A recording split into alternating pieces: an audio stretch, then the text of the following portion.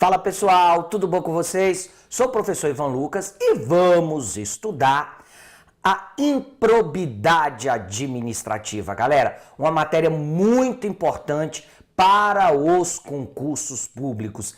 Improbidade administrativa, beleza? Vamos aqui na tela, gente. A improbidade administrativa, pessoal, está prevista na lei 8429 de 92. Então, por favor, no seu computador aí, abra a lei 8429 de 92 para que a gente possa o quê? Acompanhar. E o que é essa tal dessa improbidade administrativa? O que é improbidade administrativa? Galera, quero que você anote aí no seu caderno. Gente, improbidade administrativa, coloque assim, é uma ação judicial de natureza civil, é uma ação judicial de natureza civil que tem por finalidade principal,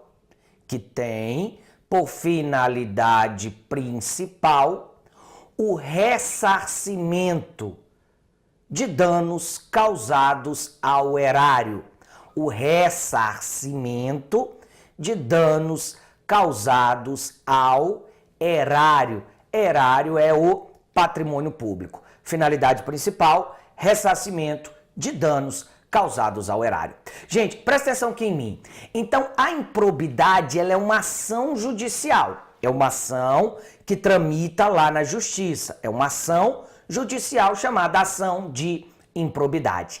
Essa ação judicial, ela tem natureza, o que, pessoal? Civil. O que significa isso, gente? Significa que não tem natureza penal, por exclusão. Natureza civil. Significa que as consequências, presta atenção, as consequências da ação de improbidade são consequências civis. A gente vai ver suspensão dos direitos políticos, multa, perda da função pública. Não são consequências penais, são consequências civis. Então, isso gera uma seguinte consequência. Pensa aqui comigo, gente. Cai-se na prova. João praticou um ato de improbidade e está respondendo uma ação de improbidade. João praticou um ato de improbidade e está respondendo uma ação de improbidade. Nessa ação, tem como João ser preso? Não, gente. Nessa ação, não tem como João ser preso. Ué, professor, por que não tem como prender o João nessa ação de improbidade? Porque a ação de improbidade tem caráter o quê? Civil. As consequências são consequências civis e não penais. Agora, olha só que interessante. Pode ser que esse ato de improbidade praticado pelo João também seja crime. Pode ser que esse ato de improbidade, pela lei 8429, seja um ato de improbidade e por uma legislação penal, esse ato seja o quê? Seja crime. Como que eu faço para colocar ele na cadeia? Eu tenho que propor uma outra ação. Uma ação que? Penal. Por quê, gente? Porque a improbidade em si, a ação de improbidade em si, não tem caráter o quê?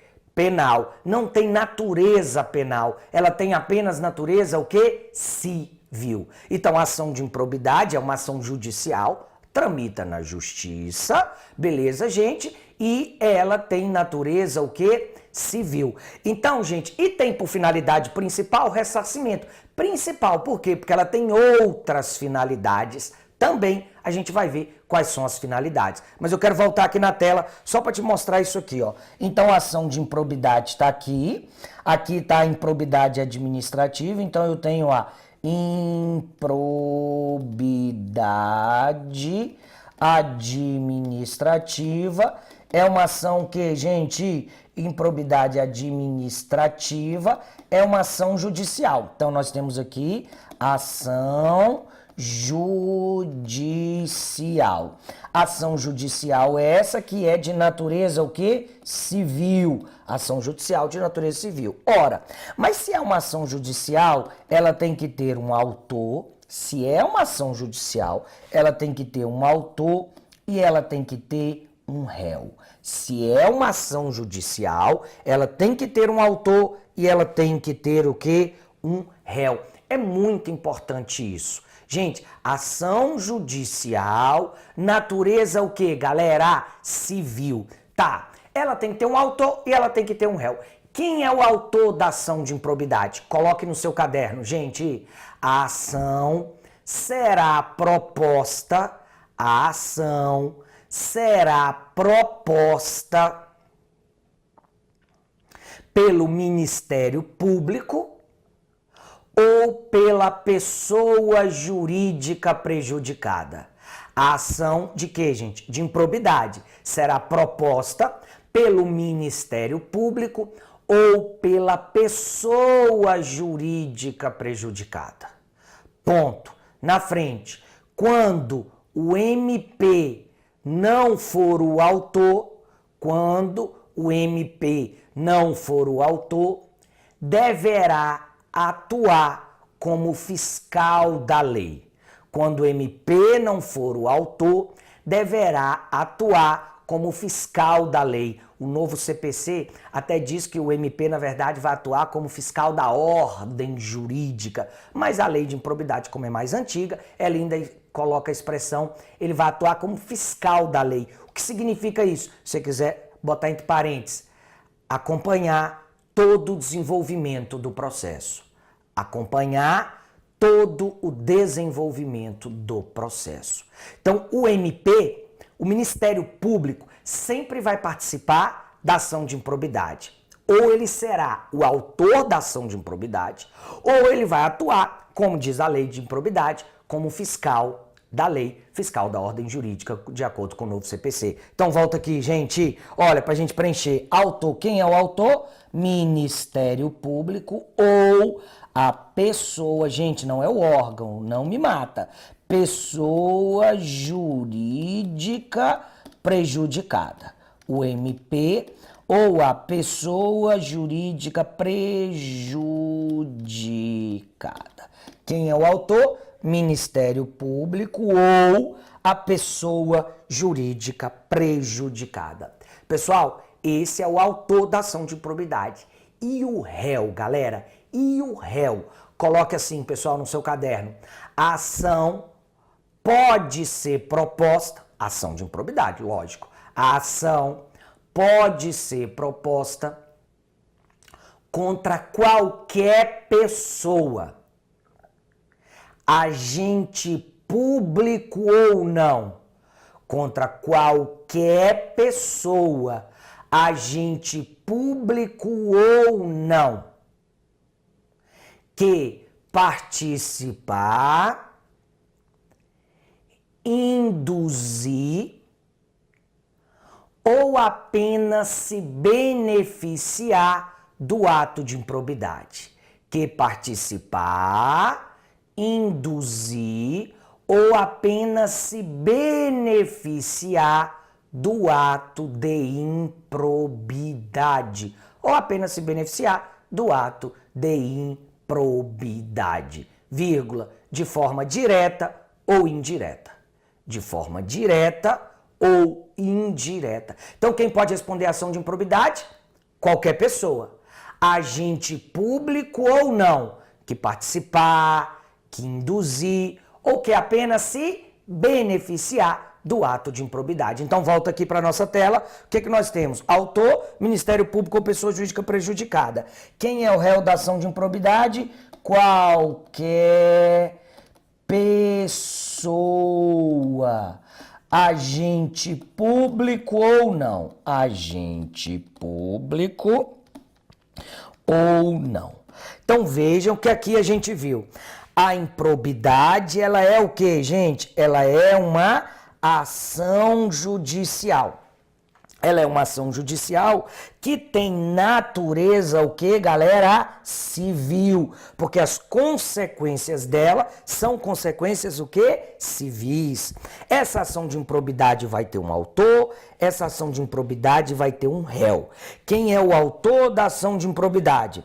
Ministério Público ou a pessoa jurídica prejudicada? Quem é o réu na ação de improbidade? Qualquer pessoa, um agente público ou não, será o réu. Uma questão, gente, que houve uma discussão muito grande é sobre se é possível ou não a realização de acordo. Quem já está estudando sabe disso, quem começou agora e está assistindo agora é algo irrelevante, porque a lei de improbidade proibia fazer um acordo, veio a medida provisória que passou a permitir, essa medida provisória perdeu a validade e simplesmente deixou de existir a medida provisória e voltou a valer o que era antes. Ou seja, vamos aqui na tela, gente, você pode colocar aí no seu esquema, é vedado o acordo na ação de improbidade. Na ação de improbidade. Então esse negócio de acordo de delação premiada, acordo... Não, é vedado. A lei proíbe lá no 17 o improbidade. É vedado, é proibido o acordo na ação de improbidade. Então, se você olhar para a sua tela agora, você vai ver o esquema. Você vai ver que a ação de improbidade, ela é uma ação que, gente, judicial, ela tem natureza civil, e ela tem um autor, e ela tem o que, gente? Um réu. Agora, uma coisa que eu acho interessante, que eu vejo as pessoas errando muito nas provas, é isso aqui que eu vou te mostrar no próximo slide. Gente, eu tenho um chamado polo ativo e eu tenho um chamado polo passivo. E aí você tem que tomar muito cuidado, porque eu tenho polo ativo e polo passivo do ato de improbidade. Polo ativo, polo passivo da prática do ato de improbidade. Polo ativo, polo passivo do ato de improbidade. E eu tenho polo ativo e polo passivo na ação de improbidade. Vejam que são coisas distintas, galera. Vejam que são coisas distintas. Então eu tenho, vejam só, polo ativo, deixa eu só botar aqui um pouco mais para baixo. Ó, olha aqui, ó. Polo ativo e polo passivo. Eu tenho polo ativo do quê? Do ato de improbidade, da ação de improbidade. Quem é o polo ativo do ato de improbidade? Quem pode praticar, gente, o ato de improbidade? O polo ativo do ato de improbidade é quem, pessoal? É qualquer... Quem pode praticar? Qualquer pessoa, agente público ou não. Então, quem pode praticar um ato de improbidade? Quem é o polo ativo do ato de improbidade? Qualquer pessoa, agente público ou não. E quem seria o polo passivo desse ato de improbidade? Gente, poder público.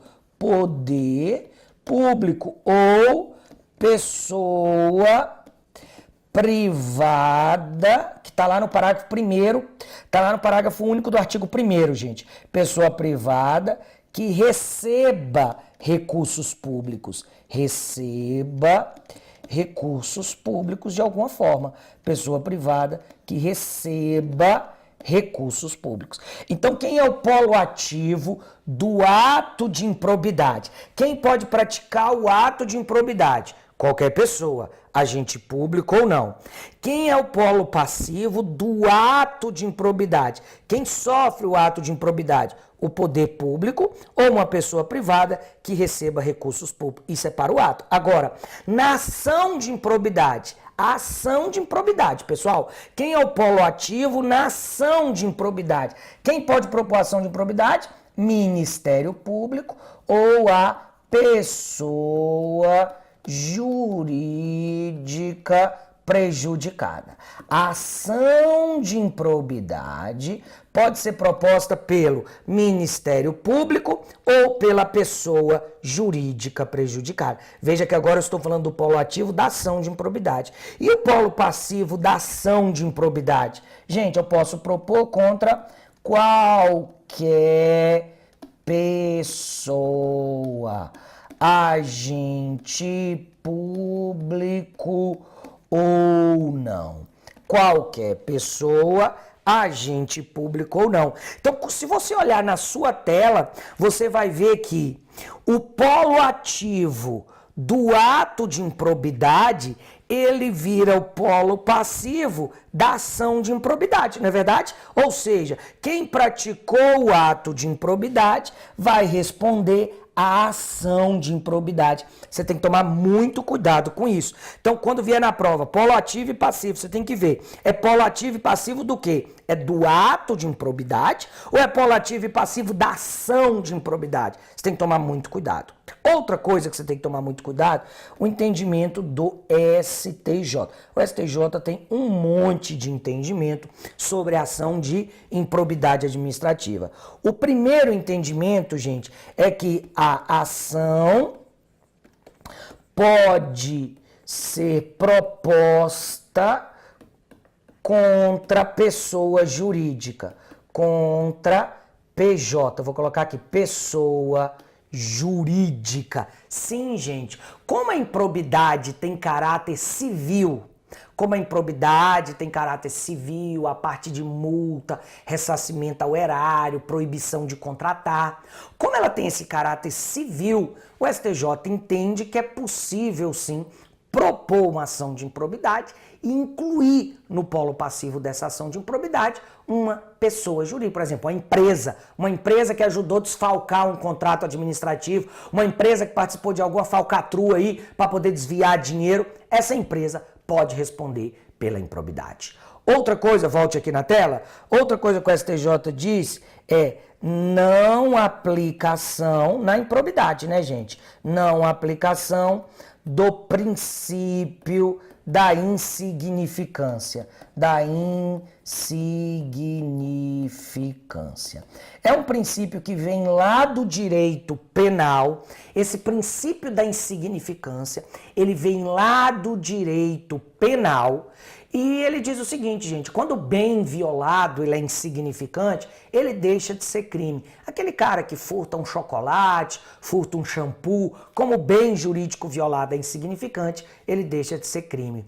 Como aqui eu estou tratando de probidade, eu estou tratando de moralidade, não tem uma pessoa que seja meio moral, não tem. Ou a pessoa é imoral ou ela é moral. Então, ainda que o desvio seja de pouca monta, essa pessoa vai responder sim pela improbidade, por improbidade administrativa, uma ação de improbidade pode ser proposta.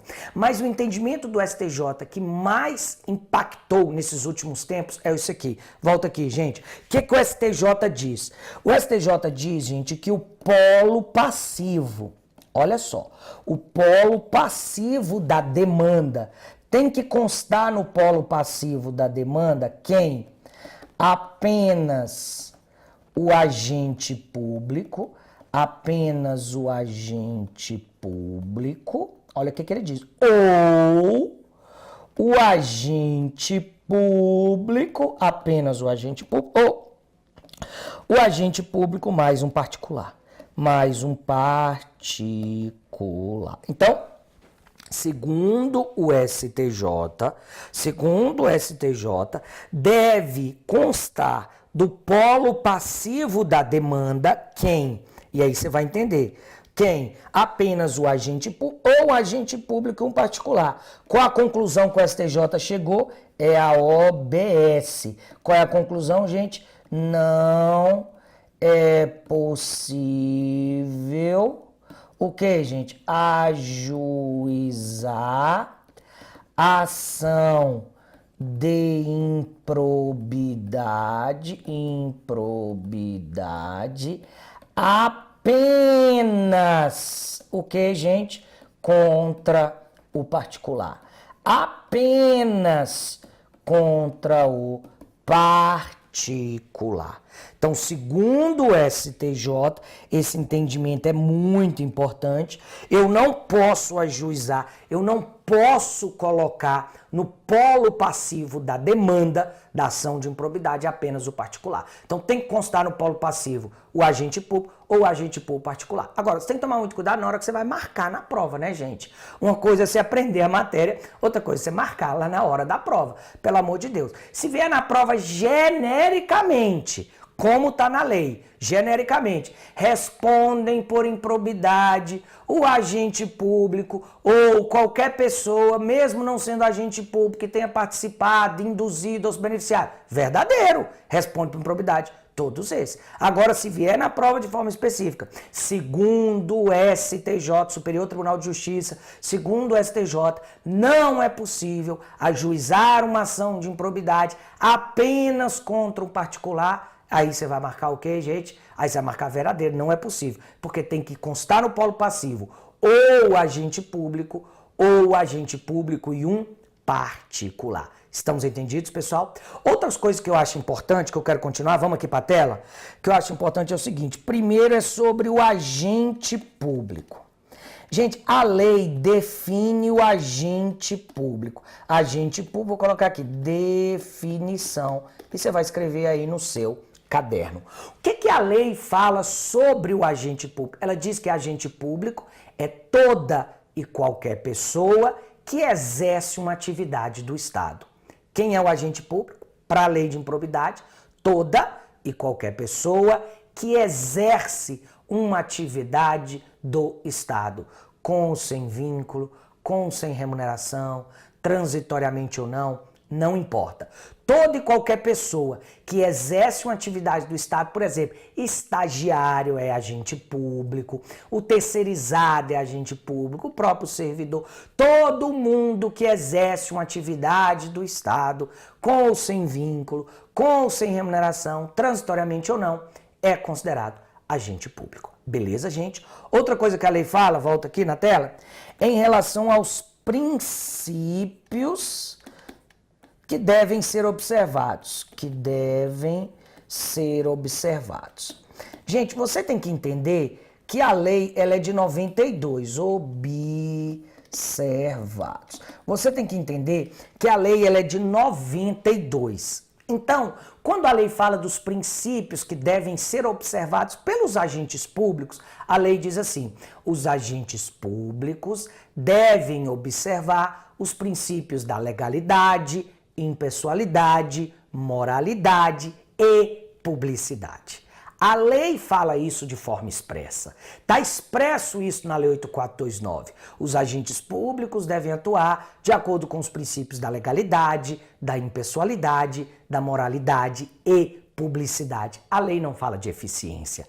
Pela lei não fala de eficiência. Gente, isso é só para você tomar cuidado. É o seguinte, professor, então o agente público não precisa seguir o princípio de eficiência? Lógico que precisa. Hoje o princípio de eficiência tem assento constitucional. Está previsto expressamente no artigo 37 da Constituição.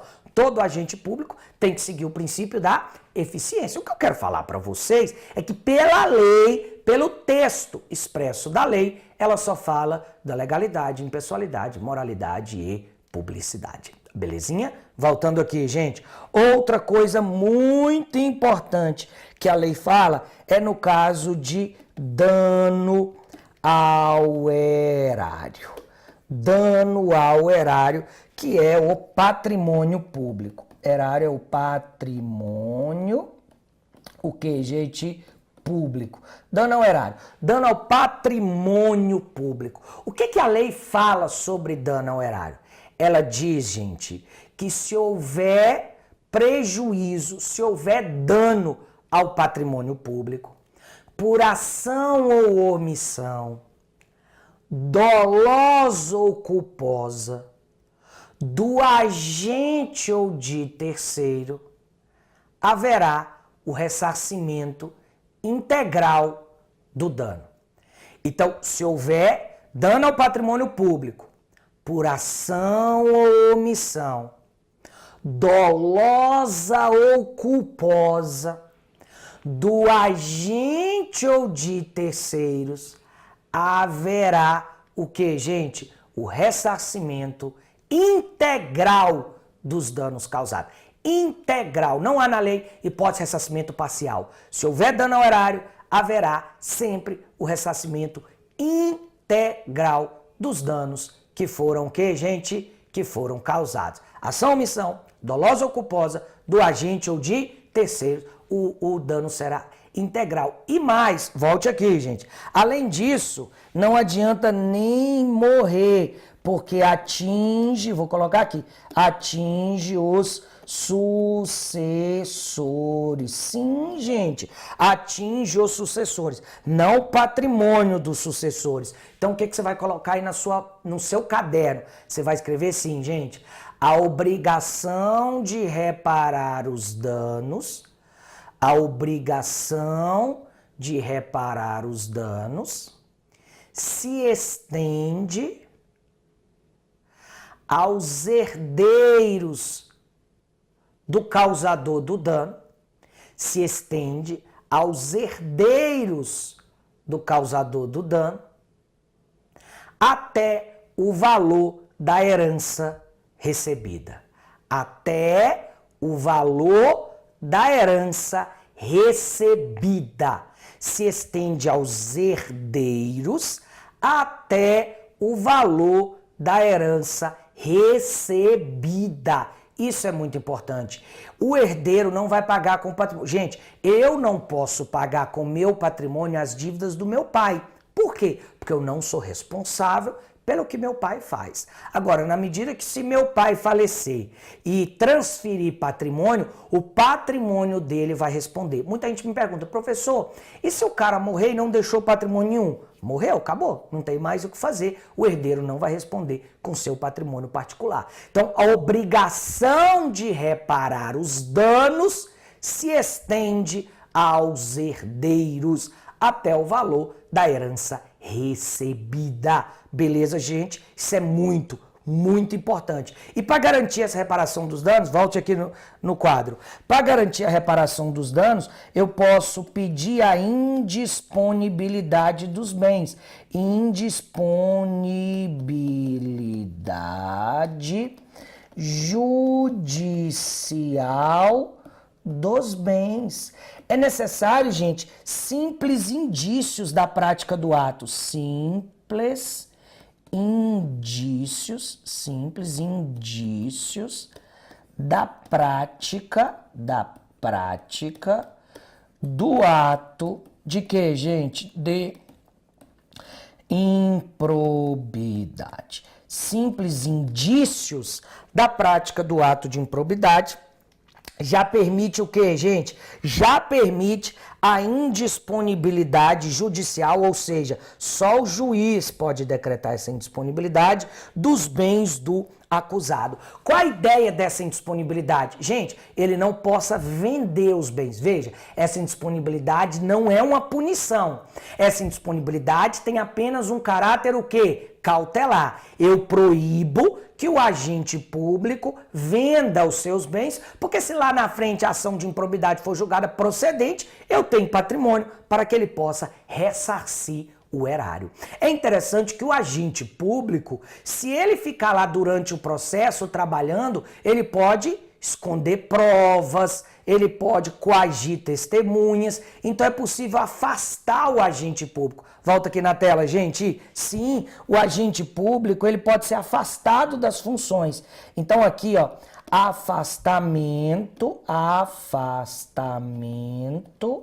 das funções. Sim, eu posso afastar o agente público de suas o quê, gente? Funções. E esse afastamento pode se dar por decisão judicial ou uma decisão administrativa. Isso mesmo. Eu posso afastar o agente das suas funções, aquele que está sendo o quê, gente? Investigado pelo ato de improbidade. Eu posso afastar ele de suas funções por uma decisão judicial ou por uma decisão administrativa. Agora, o mais interessante é isso aqui, ó.